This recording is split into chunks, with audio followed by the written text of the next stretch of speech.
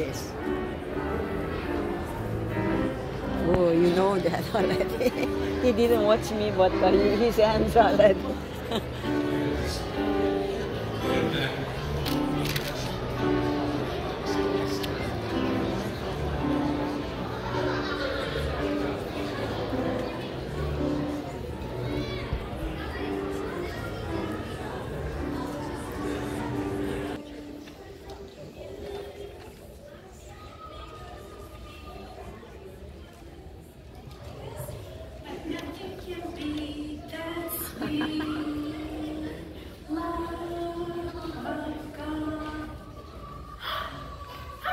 Like fruit? Do you like fruit? I like fruit too. What kind of fruit do you like? What kind of fruit do you like? Danny, what kind of fruit do you like? Mangoes? I like papaya. Oh, strawberries are so good. Yes, Mom. So cute. Oh, bananas. I like bananas. Yes. Oh, grape. Yes. Oh, blueberries are so good. Yes, Evan. Oh, there's one you don't hear too often. Yes, Ainsley. Huh? Oh, huckleberries.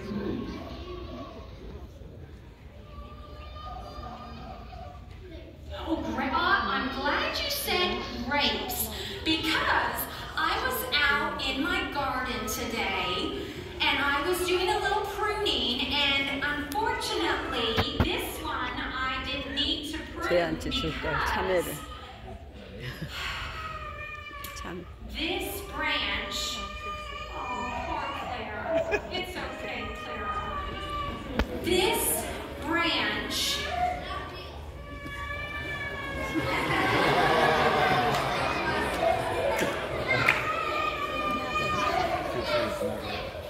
busted. Okay, well, so I had to prune that. I did go on a walk this morning though, and I did see, honey, I should have pulled that off of the real one that I saw this morning on our walk. All right, well, so I didn't cut that off, but these, okay, these are, you are absolutely right. All right, not chewing on plastic.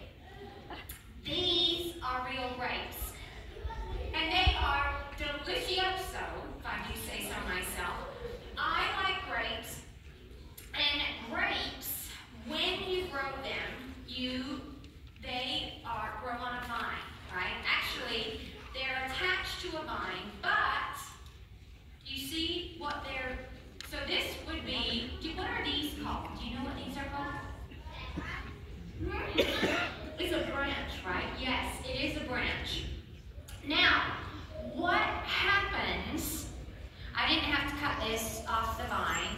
I went to the supermarket, right? I went to the grocery store and got these. Because really, I'm not pruning these at all.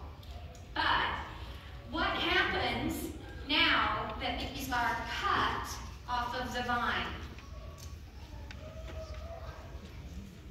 They will die, right?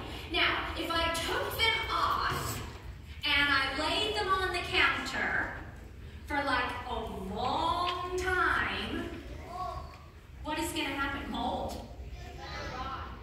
They're going to rot a really, really long time. I heard the answer behind me. Oh, that was a really great answer. See what I did there? See what I did there? You're right. Oh, you did? Oh, and everybody wants one and I don't know. So if I dried it out for a really, really long time, it's not connected to a living vine. Dry it out, right? Now, can I eat it? Is it good? It is good.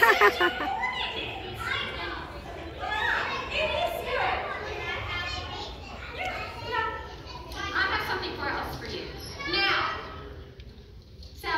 raisins are good. I like them in cereal. I like them in cookies. Oh, oatmeal raisin cookie? Yes, please. Now, if you're my husband, What's your favorite? Raisin pie. Raisin pie. If you haven't had a raisin pie, you are missing out, because that is delicioso as well. Now, I'm going to put my raisins away for right now. Let's get to talking about this. So, when Jesus walked the earth, he had conversations with his friends about grapes and vines, because they grew grapes and vines back then too, and other fruits. And what Jesus knew then was that sometimes when you tell a story, people can really understand stuff better from a story. And so he said to them, he said, you know what? He said, if you are not attached to the living vine, you're not going to bear fruit. Fruit can't be produced if it's not attached to the vine. And then Jesus said something else. He said, I am the vine, and you are the branches. And unless you are connected to me, you can bear no fruit. Now, what do you think of that? What kind of fruit? What does that mean? If you're not connected to Jesus, do you know how we get connected to Jesus? Can you think of a way that you get connected to Jesus? Oh, Laura, that is a great answer. If you pray, you're going to get connected to Jesus. Anybody else? What's another way? Oh, read the Bible. Yes, that's another case. Oh, go to church. Excellent. What's another way? Oh, listen to God. That's another great way that you get connected. Oh, singing praise songs. Those are all great ways. Eli. Oh, I heard someone else say another one. Silas. Yeah. Saying yes to Jesus is the way that you get connected to him. Yeah, we all want to say yes to Jesus. Yes. Yay. Oh, talk to Jesus. Do we talk to Jesus when we pray? Yeah. Do you want to love Jesus? Do you want to give your heart to Jesus? That's how you get connected to him, right? I heard somebody say Sabbath school. Go to Sabbath school. Who said go to Sabbath school? Oh, Bingley, that's what you said, Evan? Oh, be obedient. Yeah. How about, are there any adults? Did anybody want to say something out here? Any adults have another way that the kids use? Oh, you just want one? Well, what's a way that you get connected to Jesus? Be a branch.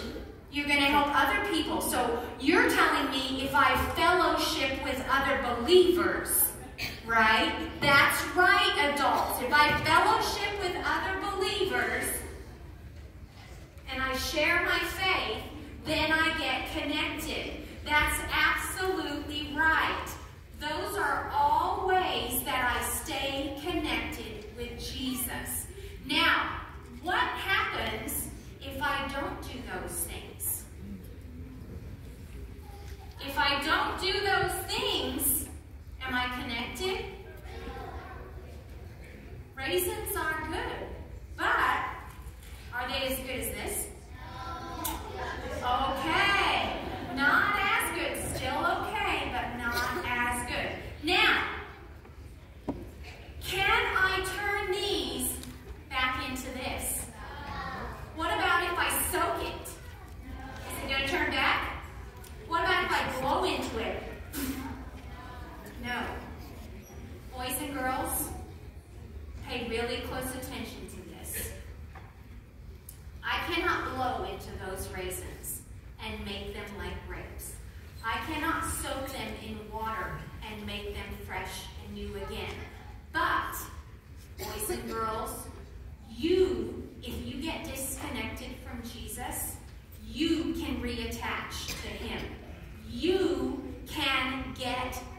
back with Jesus, and he will make you fresh and new again. You can always, adults, you can always get reconnected to Jesus. There is nothing that you can do that will make you not able to bear fruit for him. You will be able to experience a vibrant, fruitful life for Jesus, where you are able to show love and patience and kindness and goodness and faithfulness and gentleness and self-control. If you remember to do those Bible study and prayer and spend time with others who love Jesus and sing those praise songs. Now, are you ready to stay connected to Jesus? Pastor Will is going to talk to us as well today about staying connected and being fruitful in Jesus. I want you, if you have some paper, I know we have a big old bulletin today with lots of nice flyers in it. If your parents have a pen or a pencil, you can have them write the word fruit on the paper, or fruitful, or fruits, and every time you hear Pastor Will say that, you can keep a tally, and I'm going to have my daughter do the same thing, and at the end, you can come see me and tell me how many times he says it, right? Oh, and Pastor Will is going to give you some money. Whoever gets the answer right, Pastor Will is going to pay you. But that way, it pays to come to church, boys and girls. Now, because I want to encourage you to stay connected and to be fruitful, I have some fruit gums for you as well, okay? All right. So, if I don't have enough, I know I have some more in South. So, but I think I have enough. So, I want to thank you for being good listeners, okay? And I want to encourage you, boys and girls, stay connected to Jesus. All right? So, come see me and come and get this. And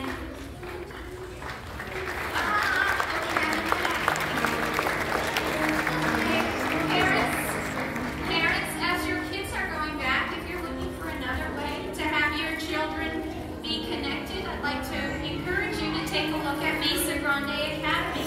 Sending your kids to a good Christian school where they learn about Jesus to be their best friend is another great way to have them be connected.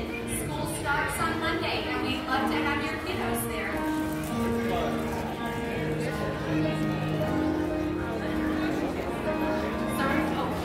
Follow me to the back, boys and girls, and I'll pass out to you there. Sir, over there. Thank you, Tiffany. And now they'll turn the house lights down.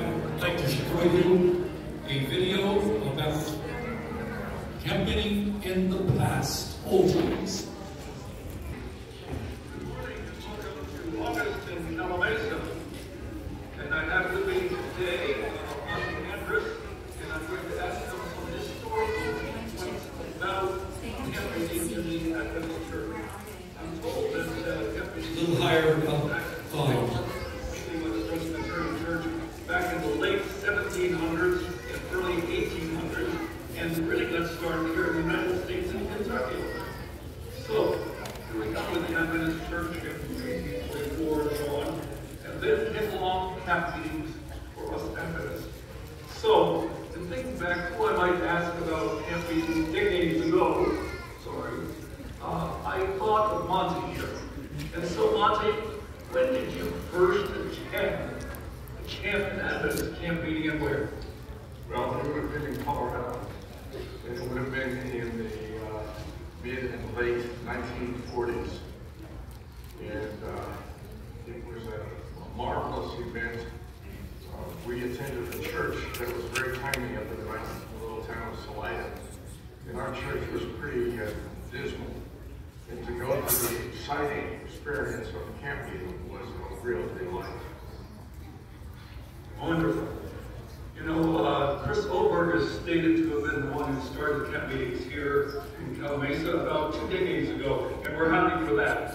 But when we started, and even then, we didn't have tents or a big tent for the meetings. Can you tell me what it was like to sort of camp out for a week in tents, and what it was like going to the big tent. Well, the tents were all war surplus. The ones that were used as domiciles were what they call squad tents, and they were large and would contain enough room for probably 10 people if they crowded in. And the big meeting tents were like circus tents, and they'd be 80, 90 feet long or longer. And they all the tents had the smell of creosote, which was used as a water repellent on the canvas in which the tents were made. So there was an olfactory experience of going camping and smelling all those tents. It was a very interesting experience to stay in those little tents and go to the meetings in the big tent. And so did you cook in the tents or eat in the tents and so on? Most people had the ability with camp stoves to cook in their own tent. And that was always fun. But also there would be frequently the presence of local end of foods truck or tent in which you could obtain veggie burgers and leek hot dogs, corn dogs, and extremely powerfully enjoyed boysenberry juice, which was just a real treat. Yeah, the food was a big deal.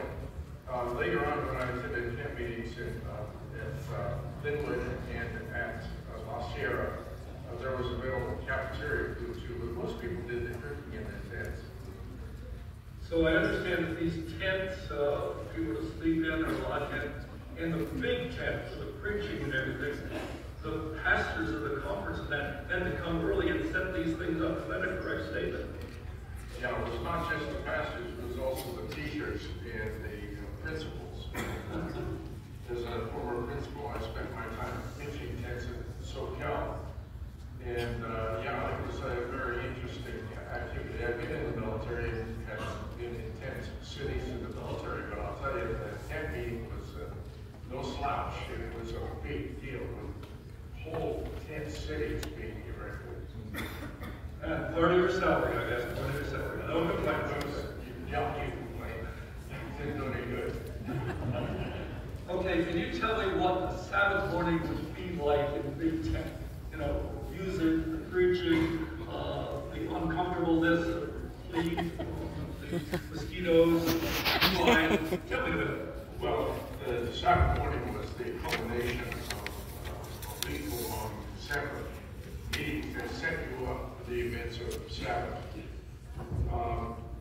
The big meeting incorporated everybody, the children and the adults. And the music was absolutely spectacular. There was usually a pianist who played what we called camp meeting music, which was very lively. And if we were lucky, there would be a Hammond organ with a Leslie speaker, which would give a marvelous organ duo with the piano. And so the music was really good. And the vocal area was community singing led by a very vigorous conductor. And everybody sang, and they sang with gusto. Great. So, Sabbath was a big day, right? It was a big day. Since you stayed usually for a week for camp meeting, what went on during the weekdays usually, besides religious meetings? Well, when I was a little kid, the children all had their own smaller tent, and they would have crafts. And there were presentations. I can remember at La Sierra. This was being led out by Elder John Hancock, who later became quite an important official in the General Conference. We had music. In La Sierra camp meeting, we would have nature hikes into the mountains behind La Sierra up in the Tubin area. But there was activities for everybody, and we would, the adults would have projects they did. The morning began with early breakfast and prayer bands. And the prayer bands were really a neat spiritual experience. And those were conducted usually in small groups. So that was a very important and pleasant activity. Can you tell you to remember about all of your decades of going to camp? Well, I'll tell you, later on when I lived in the city, it was not quite as big a deal as when I was living out in the mountains of Colorado. The idea, we had a church in our experience with the church was a church of about a dozen members. You go to camp meeting in Linwood, for instance, there can be up to 20,000 people there on a Sabbath, okay? All the tents, the big meeting tents would be occupied, and of course the main gymnasium held about 2,500 people. And so it was a big event, and it was a special thing that you look forward to from one year to the next. Socially integrating, spiritually invigorating, and we enjoyed it. The events we always look forward to camp meetings. So the gathering of the saints on Sabbath was a big deal. Big deal. Yeah. Well, we don't have that large of attendance here in Calamasa, but this is to be a semblance of camp meetings of the past. Great music, great preaching, great fellowship. We are so glad that you're here with us here this Sabbath, and we hope that you come to the next few Sabbaths as well. Remember, we are here to praise God, to worship, and to fellowship, just like people did decades ago. Thank you for coming. God bless you all.